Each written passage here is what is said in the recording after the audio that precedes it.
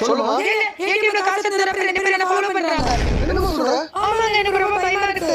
நீ பேனிக் ஆகாத. அப்படினா ஏய் பயப்படாதன்னு சொன்னேன். பயமா இருக்குங்க. உன்கிட்ட எவ்வளவு தூரத்துல வராங்க? 10 அடி இருக்குங்க. சரி 10 அடி இல்ல. நின்ட்டாங்க. உன்ன காட்ட பண்ணல அடி. பாட்டா. எடுத்துட்டேங்க. ஓபுஜ கழுவு. எதுக்கு? ஏய் ஊர்ல போன கேள்வி. கழுவுடினா? சரிங்க. கழுவிட்டேங்க இப்ப என்ன பண்றது? இது அப்படியே திரும்ப பாரு. ஈ